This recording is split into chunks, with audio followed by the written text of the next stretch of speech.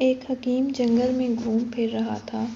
سرسبز و شاداب جگہ میں اس نے ایک مور کو دیکھا۔ مور اپنے پروں کو اکھیڑ رہا تھا۔ حکیم کو یہ ماجرا دیکھ کر بڑی حیرت ہوئی۔ وہ مور کے قریب گیا اور کہنے لگا، اے طوس!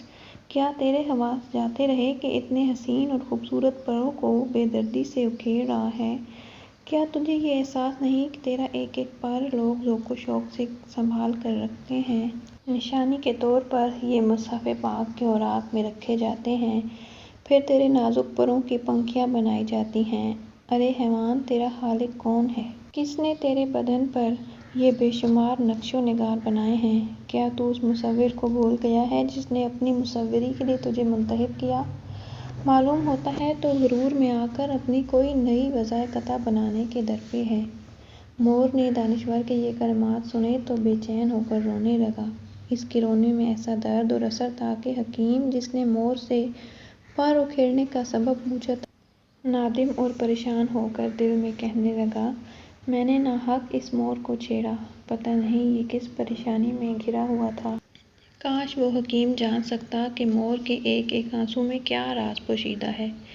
ان آنسوؤں کی کیا قدر؟ طاؤس نے کہا، اے نادان! افسوس ہے تیری عقل و بصیرت پر کہ ابھی تک تو طلسم رنگ و بو میں گرفتار ہے، الٹا مجھے پر اکھیڑنے پر متون کرتا ہے اور مجھے ہی ملزم ٹھہراتا ہے۔ کیا تو نہیں جانتا کہ ہر طرف سے سینکڑوں بلائیں انہی بازوؤں کے لیے میری طرف آتی ہیں؟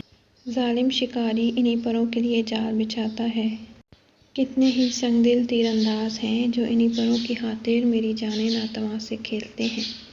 ایسی ناگہانی آفتوں اور سی بلاؤں اور المناک موت سے اپنے آپ کو بچائے رکھنے کی مجھ میں طاقت نہیں، اس لیے یہی راستہ نظر آیا کہ ان بلائے جان پروں کو اکھیڑ دوں اور اپنی صورت کو مکروہ بنا لوں تاکہ پہاڑوں اور میدانوں میں بے فکر ہو جاؤں۔